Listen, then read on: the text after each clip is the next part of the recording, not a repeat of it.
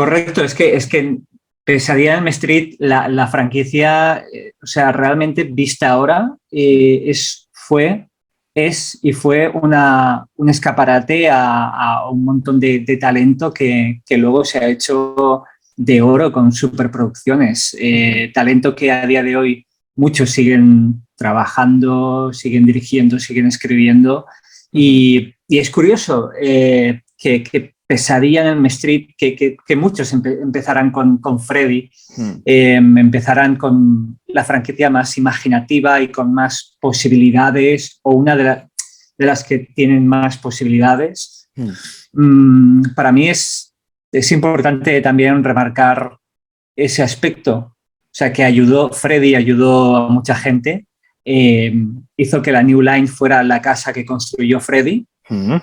Y sin ella, sin Freddy, no tendríamos hoy día las películas de las Tortugas Ninja o El Señor de los Anillos o Austin Powers. Destino Final, películas como Hidden, sagas como Critters.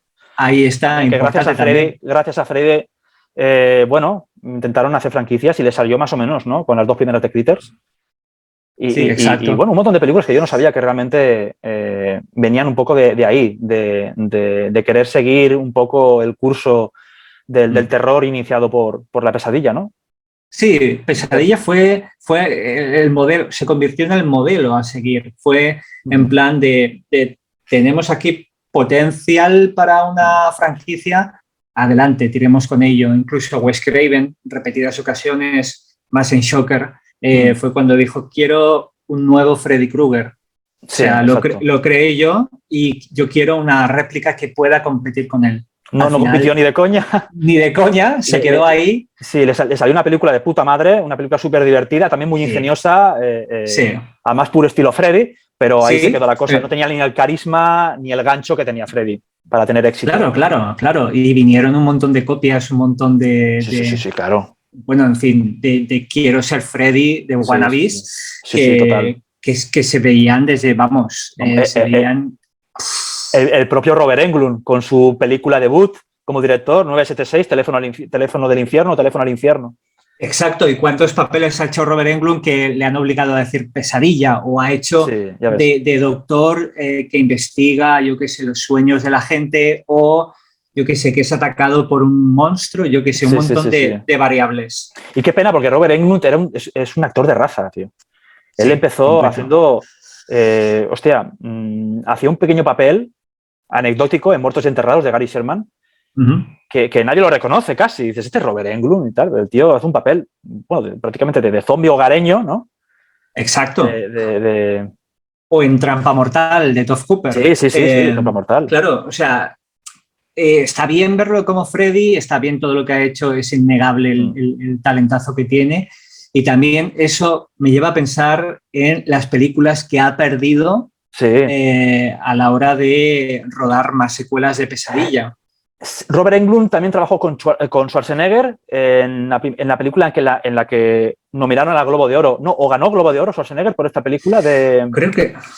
Creo que lo ha ganado. De Bob Rafelson. De Bob Rafelson, la película. Joder, Stay Hungry. Exacto. Muy buena peli, tío. Es un drama estupendo y Schwarzenegger realmente ahí está de los mejores papeles de su carrera. Y creo que es el primero que hizo.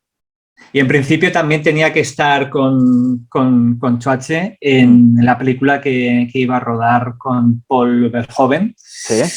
Pero al final no pudo ser y volvieron a llamarle para ser Freddy y... Bueno, se encasilló totalmente, ¿no? Él feliz, porque él estaba ahí en su salsa y es lo que lo convirtió en millonario, ¿no? Muy, muy feliz. Sí que es cierto que llegado a un punto, creo que fue ya por la tercera, la cuarta, que ya dijo, ya empiezo a estar un poco cansado de tanto maquillaje y de tanto estar expuesto. Pero bueno, es que la gente lo pedía, la gente quería más Freddy, New Line quería más dinero, lógicamente. Claro. Y él, bueno, pues sí que es cierto que en las últimas películas sí que puso una especie de cláusula donde no se le podía aplicar más de X piezas de maquillaje o que trabajaba X horas y punto. Y bueno, es lo que hay. Pero lo cierto es que la entrega que él ha tenido como Freddy, el carisma que le ha dado todo, es que no se puede replicar. Lo intentaron ya y fracasaron. Es que no se puede ser como Robert haciendo de Freddy. La verdad es que todo ocurrió muy rápido. Cada secuela tenía un éxito mayor que la anterior. Y creo que fue en la quinta parte que empezaron a bajar un poquito. Ya en la sexta del todo bajaron porque fue la menos exitosa con diferencia. Pero parecía no tener fin eso, ¿eh? Parecía que iban tirando, tiraban para arriba y la cosa...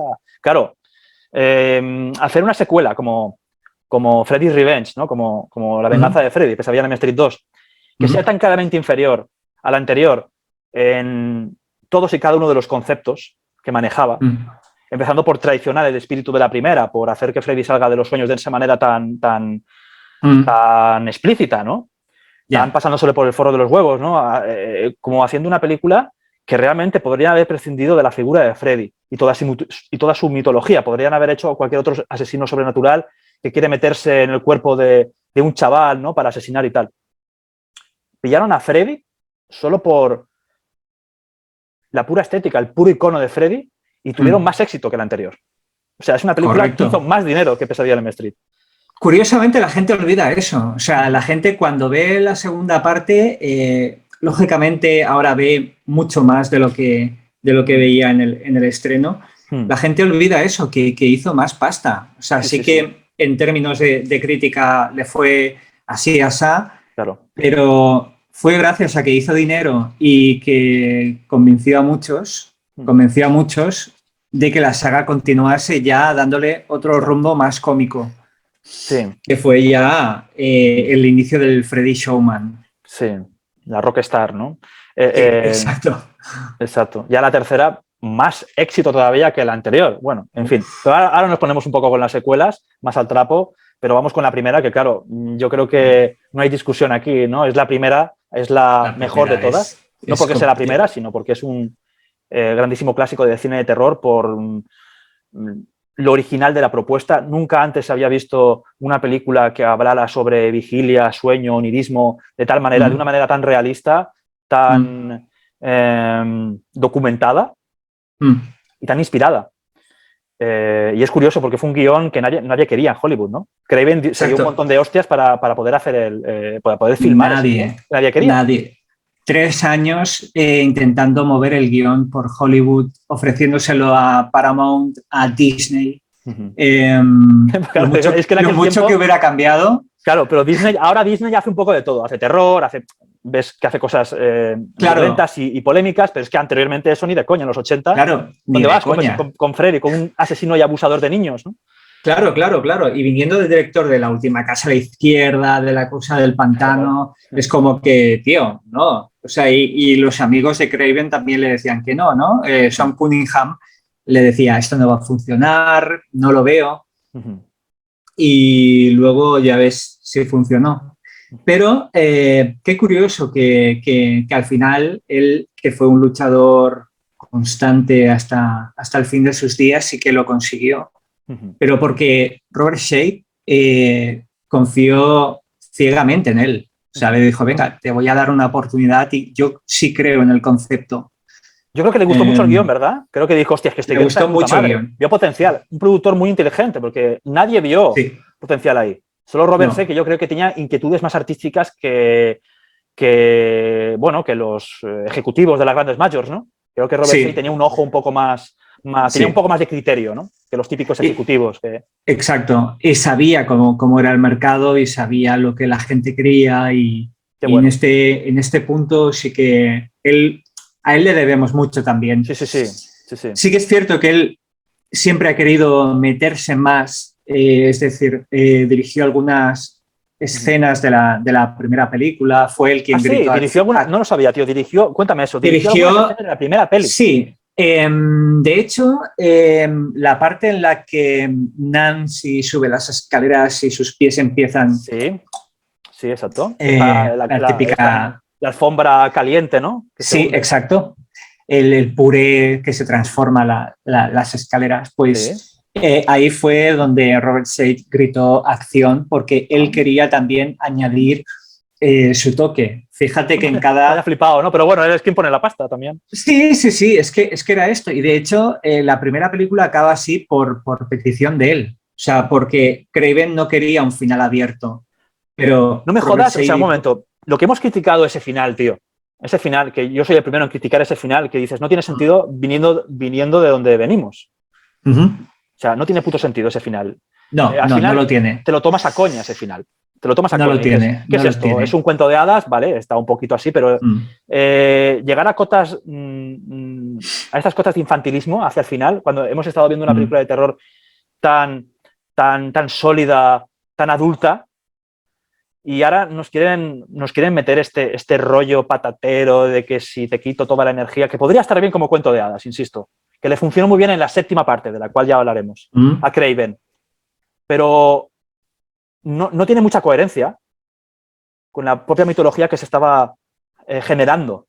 Ya, la parte final es la que tambalea más de la película, la parte que cuando la estás viendo, y a mí desde la primera vez que la vi, dije, me ha gustado mucho el viaje, he disfrutado muchísimo el viaje, la película, pero si tengo que pensar en lo que menos me ha gustado, o al menos la parte en la que más me he desenganchado, es la parte final. Porque ya empieza, vale, acepto el juego, acepto la lógica, acepto el sueño, qué sueño, qué realidad, pero ya al final hay un alpiposte de todo que dices... Es que, ¿cómo? Es que, José, tío, tanto criticar a la secuela directa, a la secuela, digamos, inmediata, que fue Pesadilla en Elm Street 2, de que se saltaba las normas, de que se salía por completo de la mitología creada por Craven. El propio Craven, si analizamos bien ese final, en la que John Saxon, el padre de Nancy, ve cómo Freddy está ardiendo y está asesinando, digamos, a la madre, y hay un momento mágico de sueño dentro de lo que es la realidad, eso no tiene coherencia. No tiene coherencia, porque mira que yo lo he visto un montón de veces, digo, ¿está soñando el padre de Nancy? No está soñando el padre de Nancy. No. También John Saxon, que es un gran actor, pero también pone cara como diciendo, oh, Dios mío, ¿qué está pasando? Como, bueno, qué raro, ¿no? No, tío, está viendo algo que se podría caer de culo al suelo. Totalmente. Y luego es, venga, me bajo abajo a comprobar... Como dice el padre, el compañero del otro policía le dice que está bien, y dice, no quiero hablar ahora. No quiero... Menos mal que no quieres hablar ahora. Lo que acabas de ver, eso no tiene coherencia, eso es lo que yo critico. Dice, tú te sales de las propias normas. ¿Vale? Has estado tejiendo una historia alrededor de adolescentes que tienen pesadillas y mueren en ellas, a su vez, muy ingeniosa, muy original y que jamás había visto. Pero, sin embargo, llegas al final, aunque sean solo los 5 últimos minutos, y te lo cargas por completo. Porque dejas a Freddy al nivel del ¿sabes? Del betún. O sea, Freddy ya no es un villano amenazante, terrorífico, misterioso. Freddy ya parece no sé, la bruja de Hansel y Gretel. Ya. ¿Sabes? Y dices, ok, esto no me ha gustado. Me pasa como con Hellraiser. Me gusta todo mucho, yo creo que es una obra maestra, excepto el final. Que es más de lo mismo, como Pesadilla en Elm Street. Justo en los últimos minutos, que tienen menos importancia, ¿de acuerdo? Porque es lo que dices tú, el viaje es lo que merece la pena. Todo esto que jamás habíamos visto anteriormente es lo que ha valido la pena. Pasa con Hellraiser también. Pero es que ese final, convencional, para hacer un terror comercial, para todos los gustos, cuando no tiene ningún sentido, porque estábamos viendo como casi hora y media de película adulta, que se cargaba todos los tabúes habidos y por haber, en el sexo y en la muerte y en lo sobrenatural, como también hace Pesadilla en Elm Street. Y totalmente. Al final hace, a la mierda todo. Pero bueno. Totalmente de acuerdo. Y fue idea de Robert Sage añadir un susto final y dejar la puerta abierta a más secuelas. Y Wes Craven dijo, mira, ¿sabes qué? No quiero pelear porque tú has puesto la pasta, tú me has salvado. Estoy estoy bien económicamente gracias a ti, así que tú mandas. Claro. Que eso fue un poco, hubo esta especie de disputa entre ambos que luego cuando llegó la hora de hacer la nueva Pesadilla, no, de hecho, realmente cuando llegó el momento de hacer la tercera parte, porque Craven escribió el guión, que luego al final se lo tumbaron y cogieron otro, pero también la idea principal es de él. Vale. Sí que quedó algo de una disputa que estaba ahí abierta, que no fue hasta la nueva Pesadilla, cuando ya los dos hablaron tranquilamente y ya enterraron el hacha de guerra. Vale, Nueva Pesadilla te refieres, por supuesto, a la séptima parte, dirigida por Wes Craven, ¿verdad? Ahí está. Pero no seamos tan injustos con el final de Pesadilla 1, como tampoco debemos ser tan injustos con el final de Hellraiser, por ejemplo, porque a pesar de esas deficiencias, a pesar de que sí que supone un pequeño bajón con respecto a todo lo anterior que estábamos viendo, sí es verdad que tiene como algo entrañable, tiene como algo que no es tan criminal, que no nos molesta, que no nos hace ver como que vaya puta mierda, no la quiero volver a ver. No, la hemos visto infinidad de veces. Tanto Pesadilla como Hellraiser nos encanta, la hemos visto muchas veces. Volvemos una y otra vez y nos tragamos con patatas esos finales. Y le demos siempre ese tono hijo de la época, ¿no? Ese tono que es propio de sus tiempos. Que tampoco es para ser tan crueles, ¿vale? No son películas perfectas, pero qué coño, son debuts prácticamente. Bueno, Craven ya había dirigido, por supuesto, Las colinas tienen ojos, La última casa de la izquierda, La cosa del pantano, pero vamos, con una compañía independiente que ya iba un poco en serio y con un poco más de presupuesto, era la primera vez. De hecho, Pesadilla en Elm Street tiene ese tono de debut que maneja cierto dinero, porque anteriormente Craven había hecho películas de muy bajo presupuesto, incluida La cosa del pantano, que es una película que se le ven todas las aristas ahí de... Totalmente. Sí. Totalmente. Y es su primera película propia, o sea, hablamos de o sea, lo bueno que tiene Pesadilla entre todas las cosas que tenga es su guión, que es una idea pura y dura y directa y original de Wes Craven, que es algo que para mí tiene mucho mérito. Sí, totalmente.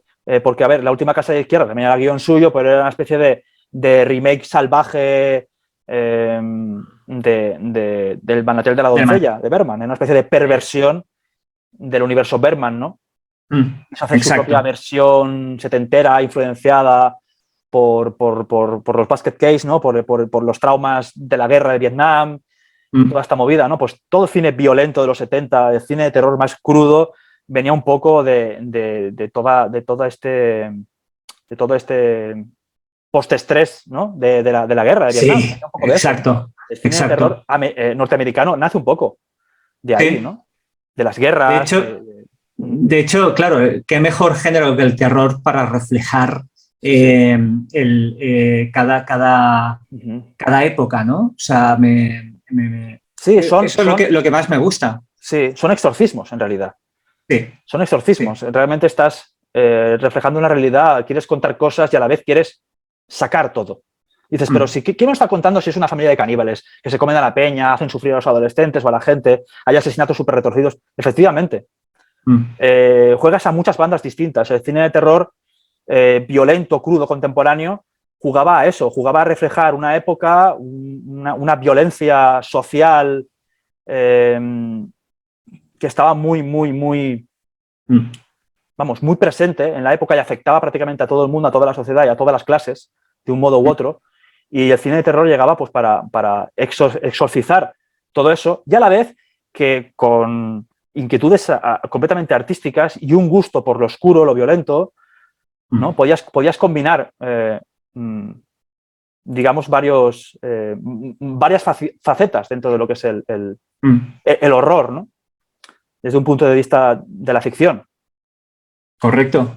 Y Pesadilla en Elm Street no deja de ser la muerte del sueño americano. Sí. A la vez que trata otra vez más en la filosofía los pecados de los padres, ¿no? Repercutiendo sobre los hijos. que luego volvería a verse. Sí. Así que, no sé, es para mí un montón de capas que muestran que Craven fue y es el mejor en este aspecto. Craven en todas las décadas, prácticamente en todas las décadas, ha realizado, dirigido o es responsable de un gran éxito que revolucionó por completo esos tiempos, ¿no? Creo que es el único director de cine de terror, al menos, que ha logrado eso década tras década, non-stop, hasta ahora que murió, pero vamos, podemos pensar en La última casa, junto con Las colinas tienen ojos, luego Pesadilla, evidentemente, está Scream, en fin. Exacto, es que ¿cuántos consiguen esto? Es que es atrapar al genio en la botella pero hacerlo de tantas veces y influenciar tanto y que te copien y que se fijen en ti, para mí es que fue un maestro, pero con todas las de la ley. Sí, totalmente, totalmente.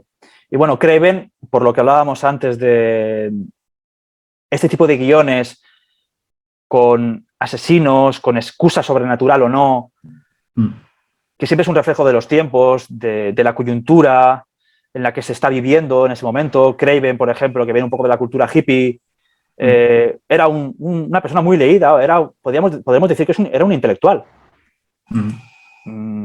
Ya no solo por su gusto, no solo porque enseñó, fue profesor de filosofía y literatura, ¿verdad? Primero de filosofía, luego de literatura, corrígeme si me equivoco.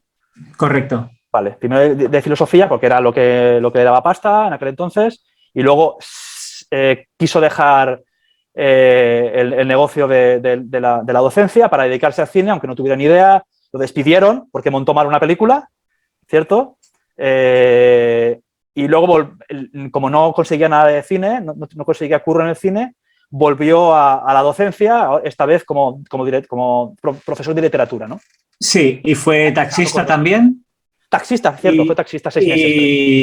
Y bueno, se metió un montón de historias, sobre todo para eso, para poder pagar las facturas y... 2 críos tenía hijos, ya, tío. Ya está casado y con 2 niños ya, ¿eh?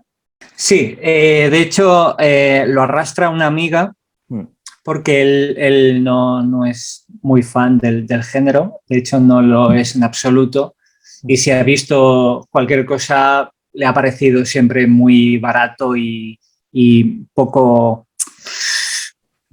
para simples, ¿no? Porque él, claro, es un devoto intelectual de Buñuel, de Truffaut, de este tipo de cine.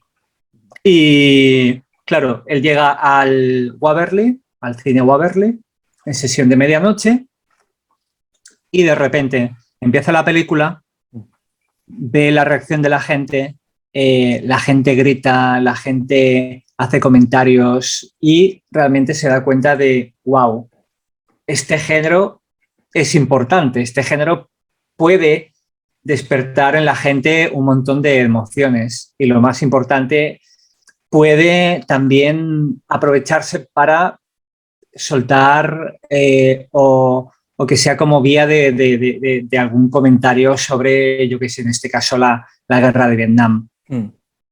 Y eso es lo que más tarde le invita a crear La última casa a la izquierda.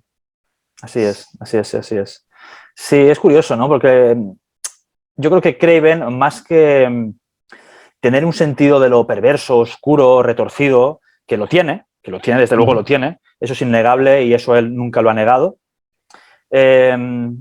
Su primera intención no era exactamente provocar por provocar. Sí es verdad que venían un poco de corrígeme si me equivoco, hicieron una especie de porno antes de La última casa de izquierda, o que se convirtió en La última casa de izquierda, hicieron una especie de porno con Sean Cunningham o algo así. Sí, de hecho trabajaron en una producción y más tarde también sí que durante 70 y pico por ahí. Cuando él no tenía trabajo, pues se metió como asistente de director, como extra incluso. Se metió en varias producciones de este calibre, que al fin y al cabo era lo que daba dinero y era lo que le mantenía ocupado, porque era o eso o no hacer nada y que lo echaran a la calle, con lo cual tiro de ahí. Ya tenía ese bagaje, ¿no? Ya tenía ese bagaje para poder hacer La última casa, que tiene mucho de cinta violenta pero morbosa. Sí, exacto. ¿Sabes? En lo sexual, o sea, esa combinación de sexo casi explícito con violencia muy explícita, directamente gore, mejor dicho, de corte realista, documental. Y bueno, pero que era, claro, no era en plan, vamos a hacer algo de terror bestial para remover estómagos, porque Craven dijo, vale, Sean Cunningham me ha encomendado hacer una peli de terror con él, porque es lo que ahora mismo se está llevando. Cunningham dice que quiere hacer terror, pues me ha dado la oportunidad de hacer una película, voy a tomar como ejemplo Bergman, El mantel de la doncella, para hacer algo, pues bueno, bastante perturbador y hacer un comentario, ¿no? Como decías tú, sobre la coyuntura, ¿no? Y sobre todo lo que se estaba viviendo, pues, en Estados Unidos después de la derrota, ¿no? en Vietnam y tal. Y bueno, no sé, tú quiero que me cuentes cómo llegaste a Pesadilla en Elm Street, la primera. ¿Cuál es tu anécdota a la hora de descubrir Pesadilla en Elm Street? Porque yo tengo una bastante guay de cuando era bastante crío. Vale. Similar a la de Hellraiser, que lo cuento en el libro. De hecho, cito también, hablo mucho de Pesadilla en Elm Street en la introducción del libro de Hellraiser, ¿no? Porque es casi las veo a la par, dos películas muy extremas, ¿no? Por otro lado. Sí, exacto. Y además tienen vínculos muy interesantes. Sí, tienen. Barker y Craven, quiero decir, Barker es un gran fan de Pesadilla 1 y del fenómeno Freddy. Siempre lo he dicho. Pues sobre mi vinculación con Pesadilla en Elm Street, de hecho, curiosamente, la primera película fue, de hecho, de las últimas que vi. Yo cuando ya me inicié en el mundo de Freddy, ya era por la sexta. La sexta ya había llegado a videoclubs. Sí. Y también echaban las pesadillas de Freddy en Telecinco. Claro, ¿qué edad tenías tú? ¿Qué edad tenías tú cuando en el 91-92, cuando salió Pesadilla Final? Sí, pues tendría como 4 o 5 años. Wow, tú eres de una generación bastante menor que la mía. ¿De qué año eres tú? Del 87. Ah, del 87. Bueno, vale, ok, sí. Y claro, ¿qué pasa? Que sumado a esto, sumado al interés que tiene, que despierta este personaje en mí, veo que hay un espacio en la 2 que se llama Alucine, que bueno, programa películas de cine fantástico y de terror que son alucinantes y que me cambian la vida. Y veo que empiezan a emitir todas. Pero, o sea, fue un regalo porque, claro, sin internet y solo con la ayuda del TP, con revistas así, sabías lo que emitían. Caray, yo era un mocoso cuando se emitía Alucine y grabé todas. Ya tenía de videoclub, tenía algunas, pero empecé a grabar todas. O sea, porque alguna me faltaba y tal. Y era un mocoso. Yo no llegaba adolescente, así que imagínate tú. Sí. Yo es que las grababa también y hacía mis propias carátulas. O sea, me acuerdo trabajar en el Lomo, Pesadilla en el Street 2, que si 3, que si 4. Y fueron pasando todas y entonces me di cuenta, ¿no? Digo, vaya, cómo cambia el personaje, que es serio y ahora es chistoso. Este personaje mola mucho. O sea, este personaje me ha enseñado a mí lo que es el cine de terror y el potencial que tiene en cuanto a imaginación, en cuanto a efectos especiales, en cuanto a... o sea, cualquier cosa es posible, ¿no? Sí, total. Y bueno, y respecto a la primera, fue de las últimas, porque claro, no... Los días que la emitieron en Alucine... porque yo qué sé, me pillaba durmiendo, curiosamente, o me pillaba, yo qué sé, fuera con la familia, pero sí que la vi en un programa que tenía Alex Corina en TV3 llamado Clatu Nicto. Vale. Y ahí fue donde vi Malson a Elm Street. En catalán. En catalán. Y esa fue la primera vez. Sí que es cierto que había una amiga de mi madre que tenía el VHS de la colección Cine de Terror, pero era como... La colección clásicos de terror, ¿verdad? La colección clásicos Exacto, de terror. Sí. Que era como, mamá, Maribel nos puede dejar la cinta porque es la única que me falta, la primera. No, porque eres muy pequeño, porque tal, que no entendían y bueno, pues para mí fue durante años esa cinta, esa película, la primera de la saga fue como un tesoro a alcanzar, que de alguna forma no podía acceder a él. Y fue, ya te digo, en este programa de Alex Corina donde la vi y ya dije, vale, por fin he visto toda la saga, por fin ya puedo decir que las he visto todas. Excepto la 7, que en aquella época no estaba, ¿verdad? ¿O ya estaba en la 7? La 7, que fue en el 94... Sí, en Alucine no la llegaron a echar, ¿o sí? La 7 no la llegaron a echar, ¿verdad? ¿O sí que la echaron? Sí, la echaron. Vale, yo como la tenía comprada de segunda mano de Videoclub, creo que no le hice caso, porque la tenía ya... La echaron, lo que pasa es que no tuvo mucha repercusión, no tuvo, o sea, Filmax la trajo y creo que estuvo no sé cuántas semanas, pero muy poco tiempo en cartelera. Pero claro, a mí me pilló de repente en plan de cómo que ha cambiado el personaje, ahora es distinto, ahora es como luce distinto, no entiendo, o sea, no, mi mente intentaba, ¿no?, asimilar todo este nuevo look, toda esta nueva propuesta. Y por eso Freddy me ha acompañado toda la vida. Y con los años he intentado entenderle mejor, entender el porqué de la saga mejor y ha sido fascinante. Esa es más o menos a grandes rasgos mi historia con Pesadilla en Elm Street. Sí, muy bien, muy bien. Bueno, a pesar de la temprana edad, guay que vieras las de Alucine y tal. Sí, está bien. Sí. Bueno, tampoco nos llevamos tanto, no hay una diferencia tan grande como me imaginaba. ¿Vale? Yo estoy a un puntito del 82. Prácticamente soy del 82. Que sí, que soy algo mayor que tú, pero tampoco es para irse de la olla. Así que viviste un poco el tiempo del VHS, desde luego. Y hablando de Pesadilla, la tengo aquí puesta. Yo, la primera vez que me encontré con Pesadilla 1 fue de muy, muy, muy pequeño. Nunca antes había tenido contacto con Freddy ni con ninguna otra película de Freddy. De hecho, mi primera reacción a Pesadilla en Elm Street fue de rechazo. Porque sí me gustaba Poltergeist, que me daba miedo, pero me gustaba. Me gustaba mucho el cine de terror, pero que fuera más amable con el espectador. Yo, al ser niño, había ciertas películas con un contenido más o menos extremo, como El Príncipe de las Tinieblas de Carpenter, que eran películas muy terroríficas, la propia El Exorcista de Friedkin, eran películas que me costaba ver, de hecho no terminaba. A esas edades yo no podía terminar, ni El Exorcista, ni El Príncipe de las Tinieblas, ni Pesadilla en Elm Street. Hellraiser me pareció también muy extrema, ya lo cuento en el libro. Un hombre americano en Londres también me pareció muy extrema. Esa me la vi entera porque tenía como esos toques de humor así bastante extraños, ¿no? Esa combinación de humor y terror dosificados de un modo muy extraño. Ahí Landis dijo, por un lado hago humor, por un lado hago terror.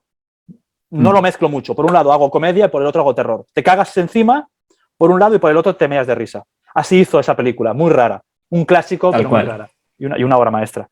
Pero me impactaron mucho. Eran películas que me impactaron fuertemente. Con Pesadilla en Elm Street me pasó algo curioso, porque yo de pequeño sufría terrores infantiles, ¿vale? Wow. Yo era el típico crío, sí, yo estuve, iba al médico y todo. ¿Vale? Yo de pequeño tenía terrores infantiles muy heavy. Yo veía cosas debajo de la cama, veía ojos rojos en la oscuridad, y me acuerdo perfectamente de cómo eran veía figuras diabólicas al fondo de un pasillo. Casa de mi abuela era grande, tenía un pasillo muy largo, siempre a oscuras, y ahí mi imaginación, pues, en fin, flotaba. Y veía pues una especie de Bigfoots con ojos rojos que sonreían y me decían, ven, ven, me acuerdo perfectamente porque lo visualizaba. Wow. ¿Vale? Son estas cosas que suceden cuando eres niño, cuando tú te fuerzas mucho a no ver algo, al final lo ves. ¿Vale? Cuando tienes mucho miedo de algo, cuando imaginas cosas que no quieres imaginar, sabes que eres capaz de imaginarlas, pero precisamente por eso quieres dejar de pensar en ello para que no se haga realidad. En mi caso se hacía realidad. ¿Vale? Veía cosas, tenía pues eso, visiones y terrores nocturnos, terrores infantiles, que se dice, ¿no? Es un problema común, no tiene nada que ver con trastornos ni nada, ¿vale? No tiene nada que ver con la mente, es cosa de la niñez. Así que yo lo pasaba muy mal, ¿vale? Yo había noches enteras que no dormía. Siempre dormía con mi madre, incluso cuando dormía con mi madre los monstruos me perseguían y me decían, aunque estés con tu madre, te vamos a perseguir. Y esto es muy radical para un niño. Y claro, claro, tío, y te digo una cosa, y esto es completamente cierto, cuando mi hermano, tengo un hermano mayor, 5 años mayor que yo, trajo una cinta de VHS a casa, grabada, de un amigo suyo, de televisión española, TV1, me acuerdo del logo, TV1. Esto fue antes de los pasos de Alucine, yo era muy chiquito, 7, 8 años, no recuerdo bien, 7, 8, 9, por ahí. Trajo Pesadilla en Elm Street, pero le faltaba el comienzo. La película empezaba cuando Freddy estaba alargando sus brazos y arañando con las uñas, ¿sabes? Y salía en plan, yo soy Dios, ¿no? Con las uñas así. Hostia. Empezaba así, no había créditos ni nada, porque estaba como que le faltaban los créditos. Claro. La habían empezado tarde a grabar en la tele, la habían pillado por ahí. Y nada más empezaba la cinta, empezaba así, con alguien así como esa voz de Freddy y tal. Y los doblajes de las primeras películas son muy buenos, hay que reconocerlo. Sí. Los doblajes son cojonudos. O sea, la voz de Freddy está muy bien pillada, da miedo igual. Sí, José Guardiola, sí. Sí, mira, tú, claro, ahí tú ya estás. La voz de un poco de los doblajes, que me gustan mucho todos. Que fue la voz de Humphrey Bogart. También. Mira. Qué bueno, tío. Bueno, ahora me cuentas un poco de eso. y vi esto y ¿sabes qué pasa? Que vi que la chica rubia... ¿cómo se llamaba? La chica rubia era... Tina. Sí, Tina, joder. Tina. Que todo el rato llama Tina, ¿no? Tina. Sí, genial. Y yo recordaba que esta chica estaba soñando, ¿no? Y dije, hostia, pues como yo, tío, ver figuras diabólicas... al principio ves la silueta de Freddy, no ves a Freddy. Porque Freddy está rodado, con penumbra en toda la Pesadilla 1. Es lo que hace tan grande al monstruo en Pesadilla 1, que hay mucha penumbra. No se ve claramente. Claro. Pues tenía tanto miedo, tío, que la quitaba. Digo, no puede ser que estén grabando pesadillas por ahí, las estén filmando, las estén poniendo en la tele. Digo, yo no quiero ver lo que yo sueño todos los días, ¿no? Y claro, yo siempre he sido un niño, pues, como muy inquieto y siempre he tenido un gusto especial por lo oscuro y esto, ¿no? Me daba miedo, pero a la vez me sentía muy atraído hacia ese mundo, ¿no? Y bueno, me atreví a verla entera, por supuesto, con todo el mundo. Yo dije a mi madre, a mi hermano, que por favor que la vieran, que estuviéramos ahí todos viéndola. Y hice el esfuerzo de verla. Me cagaba mucho, sobre todo cuando aparece Tina ahí en el saco este de la morgue y tal, ¿no? Sí, de cadáveres. Y aparece en el instituto, le salen los gusanos de la boca. Estas escenas más impactantes me causaban, pues bueno, un terror indescriptible, ¿no? Yo lo veía, pero ¿sabes qué? Me gustó mucho la aventura de la historia, ¿no? La aventura de Nancy, de su lucha contra el mundo de las pesadillas y contra este villano que no la deja en paz y mata a sus amigos, novios y tal. Me pareció una aventura súper entretenida, nada chistosa, nada cómica, nada irónica, pero una película con un suspense, una dinámica, algo especial y que no había visto en otras películas. Hellraiser, por ejemplo, una película muy densa, una película, ¿vale?, muy dramática. Pesadilla en Elm Street era la historia de unos adolescentes en peligro y que hacían lo posible para combatir a una especie de monstruo. Yo hacía que me identificara. Yo me identificaba mucho con el personaje de Nancy. Como diciendo, joder, si yo pudiera ser tan fuerte como ella y acabar con los villanos que me atacan por las noches. Eso me hacía sentir bien, tío. Porque digo, si ella puede con este hijo de puta, porque yo no voy a poder con los monstruos, ¿no? Qué bonito, tío, el poder del cine de terror. Sí, tío. Eso en un niño, tío. Es fantástico. Sí. Cómo te hace imaginar y tal. O sea, luego el lado blanco, por ejemplo, cuando ves una historia interminable, pues te lleva por otros caminos, ¿no? Más blancos, más de fantasía, más seguro. Claro. Es más deseable. Pero en el cine de terror es otra cosa. Te alerta, te pone frente a los demonios, ¿no? O sea, te hace ver las cosas malas del ser humano que no conocías o que nadie te cuenta a esas edades. El cine para adultos, el cine de terror violento, esas cosas te las dice a la cara. Te las dice íntimamente. Yo he crecido con el cine de terror siendo un niño, como muchos hemos crecido viendo cine de terror. Nos pone alerta, nos hace más seguros de nosotros mismos. Yo reivindico el cine de terror como una filosofía de vida, de hecho. Sí. Y es algo que creo que a cierta edad, claro, dependiendo de qué títulos, ¿no? Sí. Creo que la gente joven debería ver cine de terror para prepararse para la vida. Sí.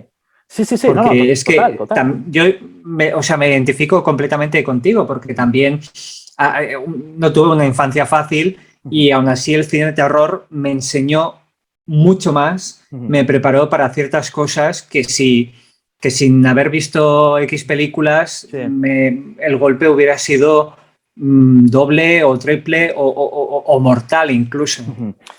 Es que esto, José, tío, lo dice el propio Craven, que dice, hostia, los espectadores de mis películas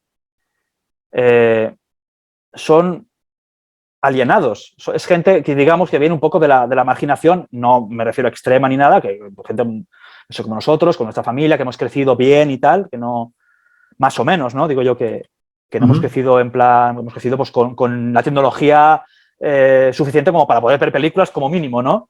Y poder fantasear y todo esto.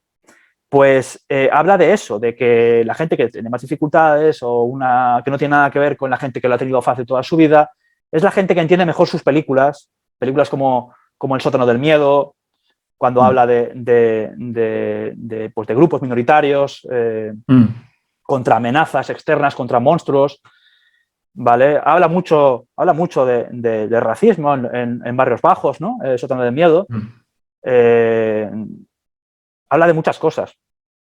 Y también hace que nos identifiquemos, por ejemplo, pues eso, aunque hable de afroamericanos y tal, tú como alienado, tú como persona que no está dentro de lo que es el establishment, ¿no? O que no se identifica con las grandes masas, ¿no?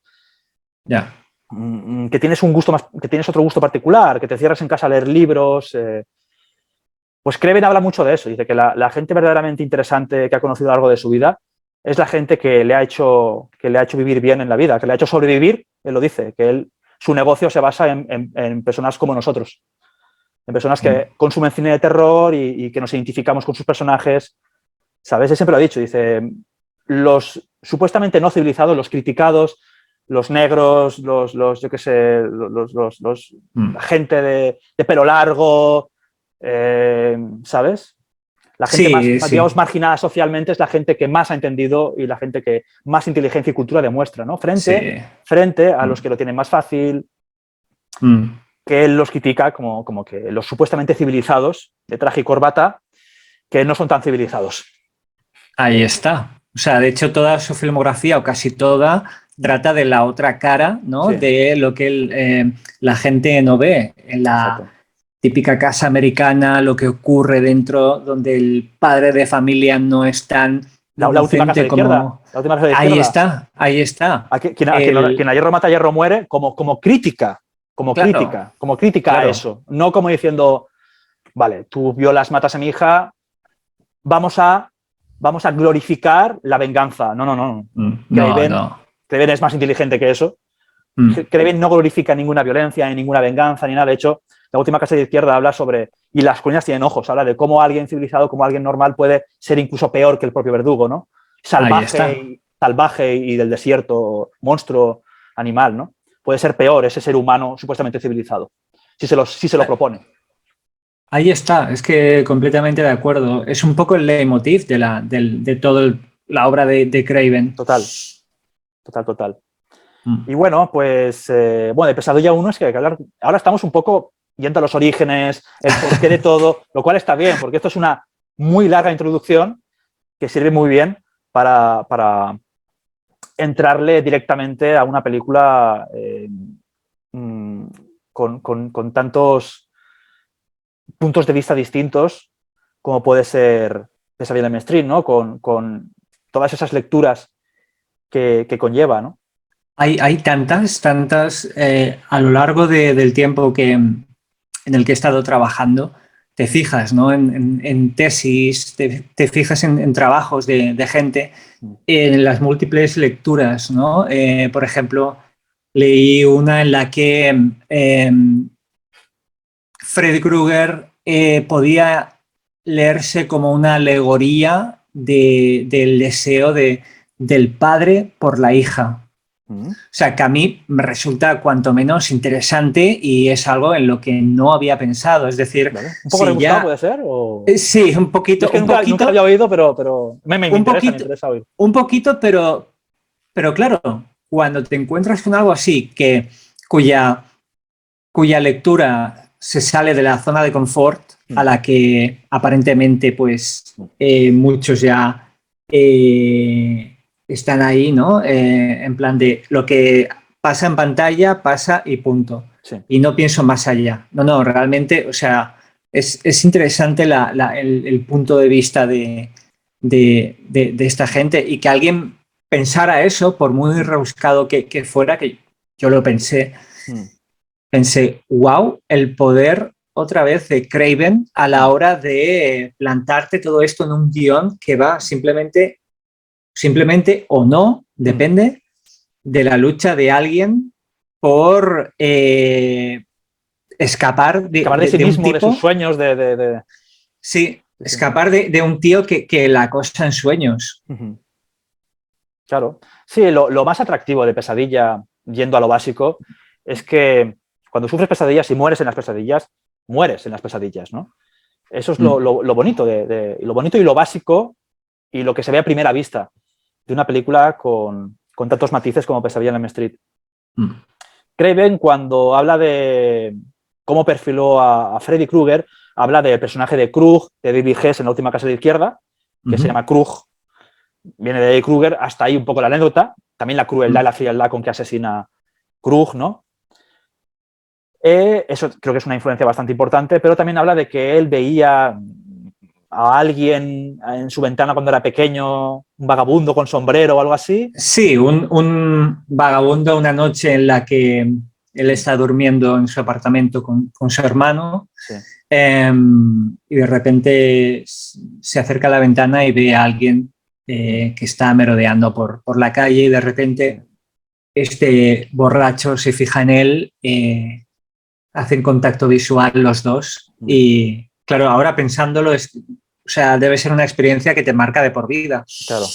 Y ve como este hombre sucio con un sombrero y una gabardina que está tambaleándose, se acerca hacia su portal. Sí. Y claro, el joven Wes piensa que va a entrar en su casa, ¿no? O sea, va a romper la seguridad del hogar, ¿no? Donde nos sentimos más cómodos que en nuestro propio hogar. Claro. ¿Qué es lo peor que puede pasar? Que alguien venga y nos destruya, ¿no? Toda esta fortaleza de seguridad que tenemos. Pues despierta a su hermano, que estaba durmiendo.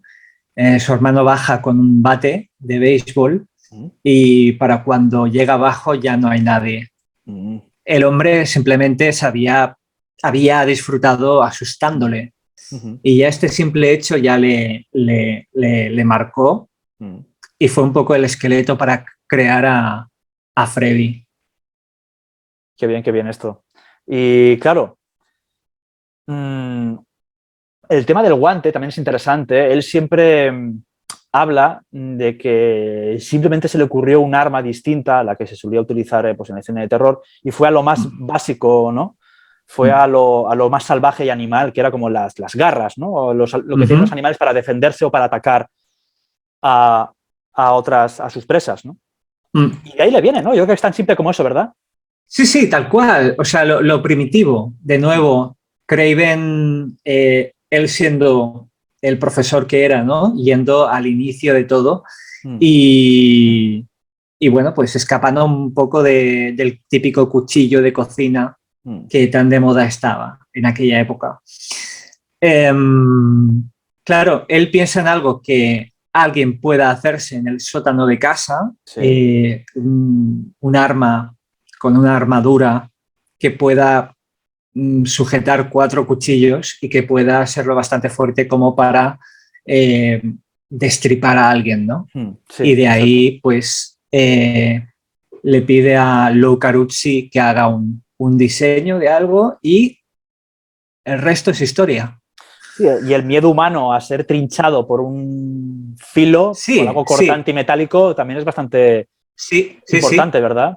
sí, Eso, y que sean 4 funciona, cuchillas, que no sea un cuchillo, que sean 4 cuchillas en una mano, claro, con lo cual hay mucha más facilidad para manipular esas cuchillas, hacerte más daño, ¿verdad? claro, responde Tienen, más a la da idea miedo. de no quiero que mi piel, que mi carne Sí, sea sí, sí, sí. apuñalada o sea penetrada por algo cortante, ¿no? Sí, Pues sí, imagínate, ¿no? Por 4 claro. y a merced de un psicópata. Hmm. Bueno, es que es un icono. O sea, para Sí. mí es otro punto Hmm. de maestría de Craven a la hora de pensar Hmm. algo así, porque no se había visto antes. No, jamás. Además, es que claro, es que es la hostia. Yo imagino a grandes directores, Hitchcock, no sé, Robert Wise, que también había hecho cosas bastante Mm, interesantes dentro de mm. lo que es un cine macabro y dramático a la vez. Eh, James Whale, no sé, Terence Fisher, cineastas que coqueteaban con la sangre, coqueteaban con la violencia, pero que en aquella época no era algo tan aceptado, que no Mm, había una demanda de lo que era el horror auténtico, ¿no? claro. Sangriento, etcétera, en el cine de terror. Me los veo a estos viendo una película como Pesadilla en Elm Street, ¿vale? Ese prólogo con que antes estamos viéndolo aquí Ujú.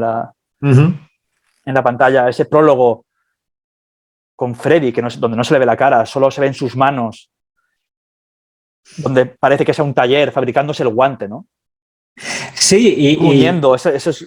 sí, lo que escuchamos de fondo, ¿no? O sea, el vicioso, ¿no? El Sí, Freddy sí, sí, sí, sí. vicioso que disfruta haciendo eso, sabiendo que va a hacer daño, o sea, sabiendo que Y que es para lo que está matar, claro. preparando es mortal Sí, sí, y es todo sucio, es todo, o sea, es todo sí. tan, Sí, va tan se ve. acorde con el Craven original, Sí, con los primeros totalmente. trabajos o sea, Eso, encaja muy bien. con las colinas y la última casa. Eso es lo que le hace tan grande Pesadilla, que Pesadilla es una película que todavía tiene ese espíritu sórdido Mm, del cine de terror underground, rodado con exacto, medios, incluso con formatos inferiores al 35, como el 16, ¿no? Eh, claro. tiene ese estilo que lo hace tan inigualable y tan único a día de hoy, ¿no? Y fíjate que en la relación de aspecto del inicio, o sea, Sí, es prácticamente lo vemos como si cuadradito, sí, es maravilloso. fuéramos todo como en una cajita, Sí, ¿no? una Como cajita, es si maravilloso, sí. Llama estuviéramos mucho la viendo atención. así y es como, ¿qué ocurre? Por qué esto? ¿Por qué? Es Sí, como, ¿qué quiere decir Craven con esto? O claro, qué gran sea, es acierto. como, vale, echa un vistazo a esto porque no lo Sí, puedes detener. Freddy sí, sí, no sí. sabes quién es todavía, pero Ujú. está en proceso de hacer algo que va a hacer Claro, daño.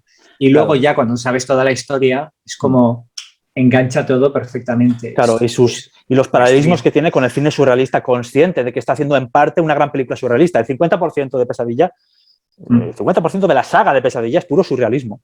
Totalmente, totalmente. Es puro surrealismo. Fíjate el homenaje explícito que hay, este guiño explícito que le salió muy bien. Yo no Mm. estoy muy a favor de los guiños y estas cosas, pero cuando lo haces como Kraven en Pesadilla con esas ovejas Mm. sacadas del ángel exterminador de Buñuel, ¿no? Ahí Eh, está, ahí está. es como muy guay. ¿Por qué? Porque no tiene ninguna explicación. Es decir, ¿por qué hay ovejas? Bueno, porque es un puto sueño. Porque Ya es inquietante, está. es extraño, porque no lo concebimos, ¿vale? Claro. Porque quien sueña sabe que va a haber un Mm. montón de cosas absurdas, porque de eso se trata. El subconsciente va a atacar lo más atávico, Mm. va a atacar pues las cosas que más te preocupan y Mm. que más temes y va por ahí. El resto va a ser una especie de revestimiento absurdo, ¿vale? De cosas desordenadas en tu cabeza, aleatorias, de cosas que no tienen por qué tener sentido. A lo mejor tienen un sentido muy profundo, pero que no somos capaces de ver qué sentido tienen, ¿no? Podemos hacer un montón yo qué sé, de lecturas freudianas sobre nuestros sueños y lo que tú quieras, pero realmente, ¿por qué aparecen unas ovejas? ¿Qué pasa? ¿Qué te pasó de niño? ¿Qué viste? Claro. ¿Dónde te criaste? Yo qué sé, cualquier cosa puede ser eso de las ovejas. Cualquier cosa un matadero o algo. Es como que... No tiene por qué tener sentido. De eso se trata. No, simplemente está ahí y ya está. Y encaja muy bien porque es una película de bajo presupuesto y eso se puede adaptar perfectamente. O sea, que puedes adaptar, pues ya las propias secuelas ya lo hicieron, ¿no? Más dinero, más efectos especiales, más ambición. Aquí no, aquí Craven yo creo que se lo montó muy bien a la hora de mostrar lo justo y lo más icónico, lo más perturbador también. Esa cama de sangre, ¿no? Por ejemplo, que es una idea que en tu cabeza, wow, suena muy loca y en pantalla no se te olvida nunca. Como bien dices, la escena de Tina, la primera muerte en Pesadilla en Elm Street es la de Tina, esa escena mítica en la que Freddy corta el estómago de Tina mientras el novio Macarrilla lo contempla, ¿no? Y es una de las escenas más originales, una de las escenas de horror más originales, sangrientas, emblemáticas y recordadas por cualquier aficionado que se precie a cine de terror, ¿no? Y fíjate cómo cambia en ese momento el tono de la película, ¿no? Es decir, sabemos que algo persigue a Tina, Tina está mal, expone su problema, pero cuando llega el momento de la verdad y el monstruo ataca, menudo ataque porque estamos hablando de una secuencia que a Craven le causó muchos problemas a la hora de pasar por la censura. Y es una manera brutal de volver al estilo de Janet Leigh en Psicosis, ¿no? Pensabas que era la protagonista o pensabas que iba a aguantar hasta el final, pero no. O sea, Craven destruye a Tina en una secuencia que incluso a día de hoy sigue siendo imitada, ¿no? Imitada o homenajeada. Me viene a la mente Stranger Things. La última temporada ha cogido, aparte de coger el leitmotiv de Pesadilla, esta secuencia en particular la ha cogido. Una chica muere mientras su chico está viéndola. Es curioso estas series actuales, cómo pillan cómo pillan los clásicos que empezaron siendo películas muy pequeñas, muy independientes, y las meten a saco dentro de lo que es el mainstream y en las series de consumo, ¿vale? Para gente que incluso no es aficionada al terror, que no sigue el terror, que le puede interesar, Totalmente. Y más teniendo en cuenta que, por ejemplo, cuando hicieron esa escena, cuando rodaron esa escena, no pensaban en la repercusión que iba a tener. Simplemente querían acabarla cuanto antes porque estaban rodando en un set que rotativo, ¿no? Que daba la vuelta. Y es como lo hacían antes. Y era una pesadilla. O sea, el hecho de la gravedad, el hecho de, vale, ahora lo que mi cerebro piensa no es lo mismo que lo que tengo delante porque la cámara va a girar y es distinto todo. Y es icónico. Es una maravilla. Es un momento icónico. Los gritos de Tina, los gritos... O sea... Se te caen los huevos al suelo. Sí. Sobre todo piensas, ¿cómo lo hicieron? Ese momento de... La primera vez que la vi, me quedé ojiplático porque era en plan de, vale, me pasé como 20 minutos así rompiéndome la cabeza de cómo lo han hecho. Porque si vemos la perspectiva del novio y ella está en el techo, ¿cómo? Claro. O sea, mi mente infantil estaba intentando alcanzar ahí los puntos, ¿no? En la magia del cine. Eso iba a decirte ahora. Y es la razón por la que funciona. Claro, la magia incluso funciona mejor cuanto menos te lo preguntas, tío. Sí. Cuanto menos te preguntas funciona mejor. Es decir, esto es magia, joder. Es magia. Sí. Mientras menos somos conscientes de que hay una cámara, ¿sabes? Ahí pivotando alrededor de personajes, objetos, paisajes, etcétera, más nos adentramos en la historia y más nos la creemos. Yo creo que es lo que decía Polanski, ¿no? Que si ves una película y si ves una película y piensas en todo momento qué bien mueve la cámara este director, es porque muy bien no lo está haciendo. Y es paradójico, porque muchas veces vemos películas y decimos, joder, Scorsese, ¿cómo mueve la cámara el cabrón? Si eres consciente de cómo mueve la cámara el cabrón y aún así lo disfrutas, pero Polanski tiene razón en una cosa, en que mientras más realista sea la historia, mientras más te la quieres creer, menos consciente tienes que ser de la cámara moviéndose. Y eso es maravilloso. A mí me encanta leer a directores o escucharlos, ¿no? Puntos de vista diferentes. Cada uno tiene su estilo, cada uno tiene su forma de ver el cine. Y me fascina, ¿no? El hecho de cómo hablan de sus películas, de cómo hablan de cómo tiene que ser el cine, ¿no? Y es verdad, lo que dice Polanski para mí es de lo más importante que ha dicho un director. Que no seas consciente de que la cámara se está moviendo. Si eres consciente de que se mueve, pues poco me vas a convencer a mí particularmente para que yo disfrute de la historia, ¿no?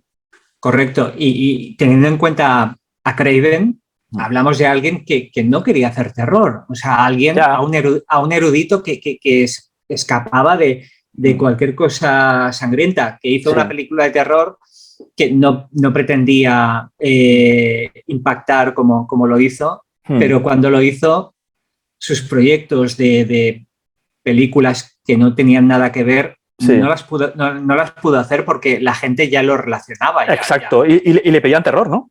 Exacto, le pedían terror y qué curioso que bueno, al final terminó abrazándolo y haciéndose un nombre. Yo creo que sí, él siempre dice, claro, esto es muy ambiguo porque él, tú que lo has estudiado y tal, lo sabrás perfectamente. Él siempre dice, joder, yo siempre quise hacer otras cosas, ahí me encasillaron esto, siempre me contrataban para hacer algo de terror o si no, no iba a trabajar.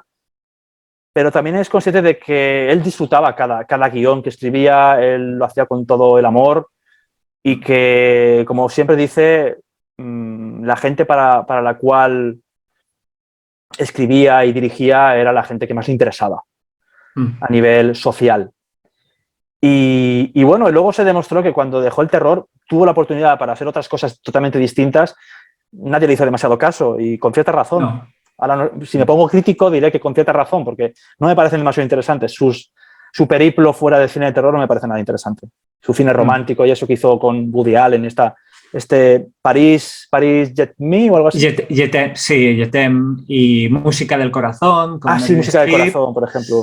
Y algo más hizo, pero muy poco. Caray. Incluso luchó por las películas cuyo control, al ser de estudio, por ejemplo, Amiga Mortal, sí. o alguna secuela de Scream, Scream 4 me viene a la mente, películas de estudio cuyo control se le escapaba. Y aún así, él luchó hasta el final por decir, hey, es una película de Wes Craven, tengo que estar con ella hasta el final, por mucho que queráis interferir, aquí mando yo. Claro. Sí, Amiga Mortal es cojonuda. Amiga Mortal es una gozada. A mí me gusta mucho. Me encanta Amiga Mortal, tío. A mí una de las películas que más flojas me parecen de Craven es Las colinas tienen ojos 2, y aún así le encuentro su rollo, pero es que Las colinas tienen ojos 2 tienen ese rollo ya de secuela que nació estropeada, por así decirlo. Es un encargo que la hizo casi por obligación, ¿verdad? Sí, un encargo que era o rodar o a la calle, y dijo, pues venga, voy a hacer una secuela de un éxito, rapidito y ya está. A veces es que es así, en el mundillo no queda otra. Claro, lo curioso de Pesadilla 1 es cómo expertos y analistas, digamos, del sueño, etcétera, cómo se sorprendían al ver esta película, como diciendo, joder, es una peli de terror como independiente prácticamente, de un tío que viene a hacer un cine muy truculento, muy provocativo, etcétera, digamos, de poco contenido, y nos viene con esto a filmar los sueños y las pesadillas como nunca antes se había hecho. Vale que había películas como El Carnaval de las Almas, que también tiene ese toque surrealista, ese toque bueno, había cine muy onírico, incluso en el cine mudo encontrábamos películas que rebazaban el surrealismo, ya sin hablar de Buñuel, evidentemente, y su perro andaluz. Pero eran películas surrealistas, ¿vale? Pesadilla en Elm Street es una película con una historia convencional para diferenciarla del cine surrealista de Buñuel o de algunas películas del cine mudo, ¿no? Que experimentaban con la imagen de tal modo que no seguían una narrativa convencional. Pesadilla sí sigue una narrativa convencional, sí hay una historia, hay unos personajes. Y digamos que los propios sueños que tienen los adolescentes entran dentro de esa narrativa convencional, porque al fin y al cabo son sueños que están teniendo y los sueños son así. No es un experimento audiovisual, son sueños que tienen los personajes. Es decir, nosotros en la realidad también tenemos sueños, también tenemos pesadillas. Y si vemos eso tan realista es porque es una realidad que los tenemos. Es como filmar el subconsciente directamente. Y Craven lo hizo por primera vez en una película. Digamos, fíjate el póster español, el eslogan, ¿no? Una cámara filma por fin el interior de una pesadilla. Sí, qué bueno, ¿eh? Hostia, no, es verdad, tío. ¡Wow! Qué bueno, wow. A ver, lo pone aquí en el... Ah, mira, te voy a enseñar una cosa que es el VHS magnífico de videoclub de Pesadilla en Elm Street 1. La primera edición. Y aquí tenemos la frase de la que habla José. Una cámara filma por fin el interior de una pesadilla. Maravilloso, ¿eh? Wow. Ganó mejor interpretación en Aborais, ¿puede ser? Sí, en Aboríaz. Vale. Qué bueno. Pues... Sí. Sí, y no olvidemos tampoco que no deja de ser una película de terror para adolescentes. Es decir, que... Es terror juvenil, es una película de terror juvenil. Claro. Craven no quería hacer Halloween o Viernes 13, quería hacer algo distinto, pero también enfocado al cine juvenil, que es lo que daba dinero. Y por eso Robert Shade confió en él, porque sabía que ahí había un filón. Sí. Y no quería... De hecho, cuando en la séptima parte ya se puso más cerebral, que lo intentó añadiendo las capas de meta. Exacto. De metalenguaje, fracasó en taquilla y en público porque la gente iba a ver una película de Freddy y se encontró con algo completamente distinto. Se encontró con una reflexión sobre el propio Freddy, ¿no?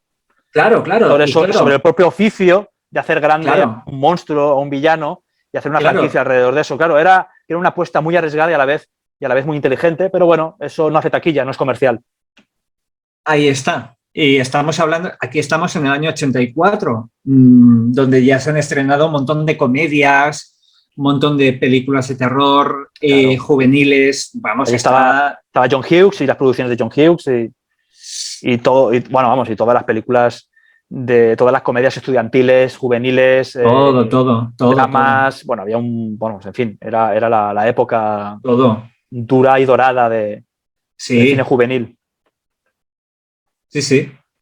Y que venga Craven con esta película totalmente original, de terror absolutamente honesto, nada de ironías, ¿verdad? A pesar de que Freddy sí que tiene algunos chistes en la película, no es el Freddy chistoso de la tercera, a la cuarta, a la quinta, pero Freddy ya tiene un humor extremadamente negro, digamos que es un humor, un humor muy terrorífico. No es un humor que te puedes tomar como... No es la chanza que tiene el Freddy de la tercera o la cuarta, que hace chistes justo antes de asesinar a alguien.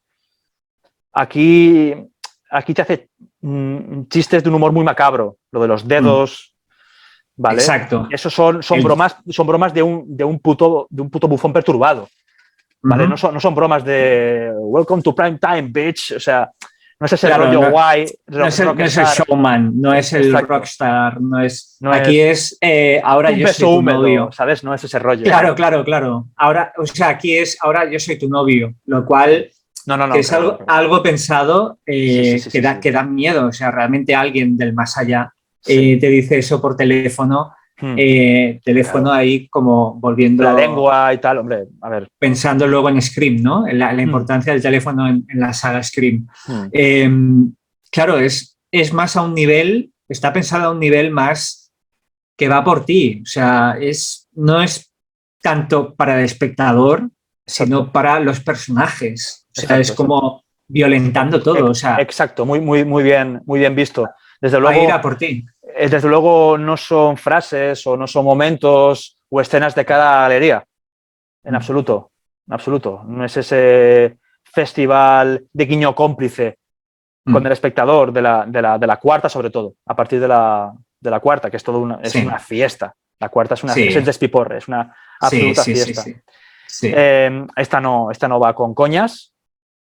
Las coñas son internas, como tú mismo dices, entre personajes, en el contexto de la historia, sin salirse del drama de la historia. Y eso es lo que también es una de las cosas que hacen tan grande esta película. La fotografía de Jake Hayting también es absolutamente maravillosa. Para venir de un director de foto muy humilde como es este señor, su mejor trabajo, un trabajo muy pro, un trabajo absolutamente terrorífico. Y que repitió también en Pesadilla 2, que lo hizo, era un trabajo también muy terrorífico, no es por nada. O sea... De hecho, él considera el trabajo de Pesadilla 2 como el mejor que ha hecho en la saga. Hostia. Es muy particular. Bueno, a mí me gusta más de la primera, pero cierto que es maravilloso su trabajo en la 2.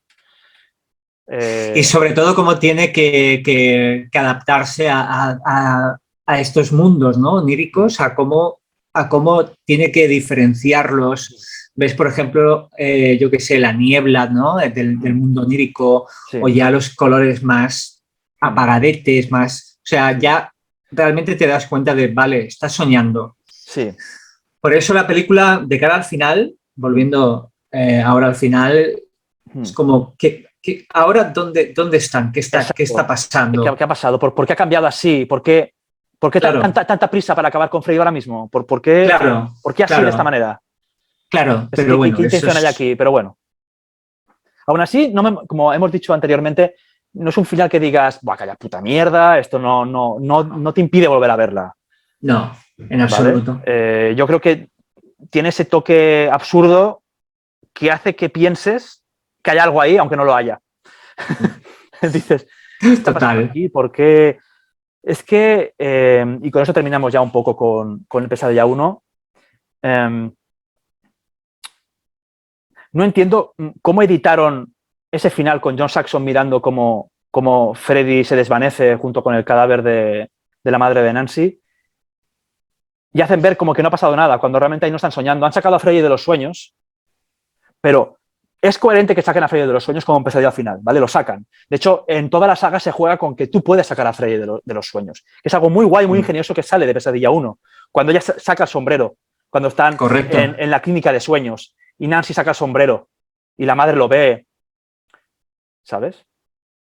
Eso está muy guay, y dices, joder, lo saca de los sueños. Recuerdo cuando era niño me flipo, digo, guau, esto es como una fantasía muy guay.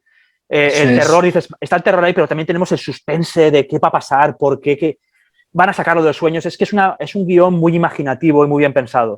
Claro, y yo, por ejemplo, pensaba, ¿no? ¿Cómo va a reaccionar él cuando esté en el mundo real? O sea, vale, ¿qué le va a hacer daño?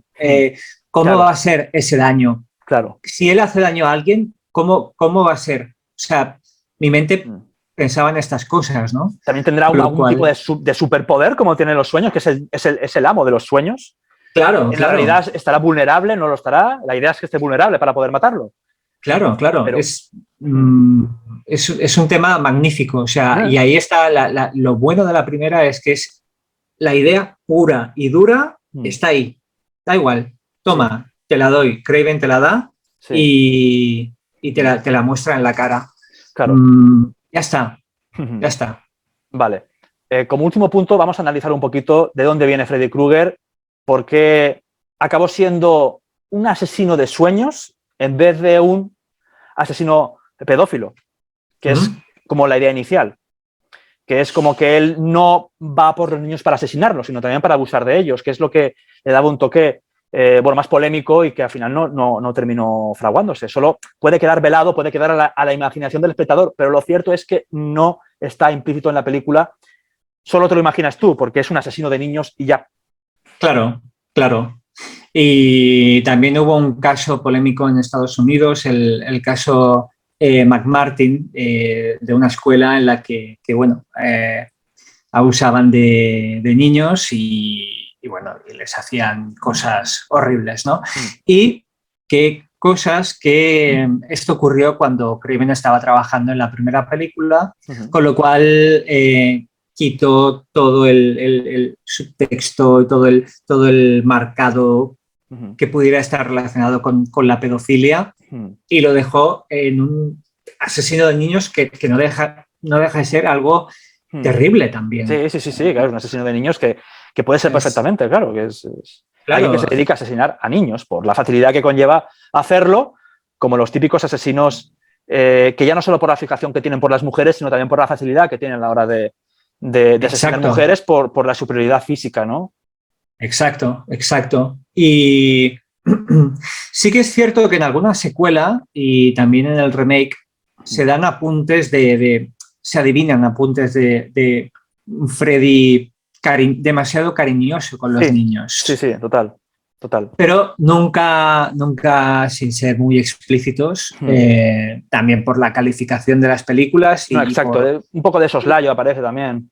Sí, y por, bueno, para evitar polémicas.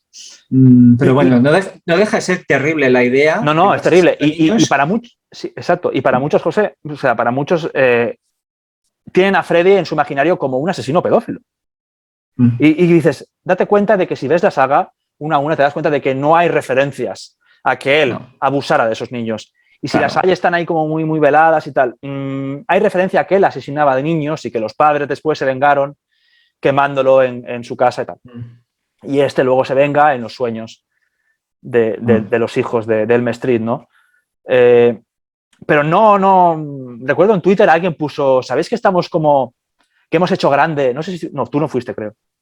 Fue alguien. Lo puso en castellano.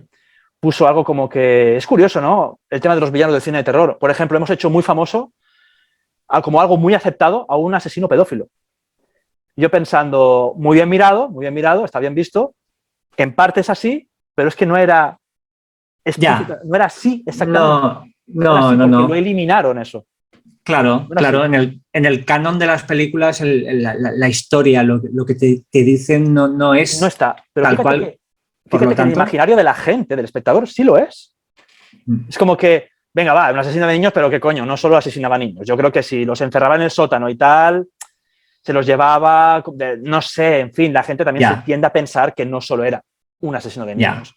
Algo que después, más adelante, hablaremos del remake, que el remake de lleno, con cierta timidez, pero sin esconderlo, ya se mete de lleno en el tema de la pedofilia, que no la esconde. No la esconde, está ahí. No la lleva a sus máximas consecuencias, pero está ahí. Es como que digamos, vale, Craven no se atrevía a hacer esto, ahora yo me atrevo porque estamos en estos tiempos y hay que atreverse. Hay que atreverse. Sin embargo, en todo, el remake resulta mucho más lacio y mucho menos atrevido que la original, paradójicamente, ¿eh? Paradójicamente. Intentando replicar efectos de la primera mediante ordenador que son terribles. O sea, terribles. Es como, ¿por qué? ¿Por qué? O sea, aprovechando que tienes el espacio, la tecnología para crear mundos oníricos increíbles, ¿por qué vuelves al original por mucho que quieras hacer un homenaje? Sí. ¿Por qué gastas este tiempo maravilloso y el dinero y la tecnología en hacer, yo qué sé, lo de el Freddy contra la pared? Bueno, qué horror, de Chichinabo total, qué horror. Qué horror, lo bien que queda hacerlo de manera totalmente práctica, artesanal, ¿no? Claro, sí, bien, con látex. O sea, es que es... en fin. Es real, es real. Real. Mientras claro, que tangible. te pillas ahí como este efecto de juego mediocre de PS2, pues como que no, Sí. ¿sabes? Como que no le pega, no le pega. Total. En fin. Pero bueno.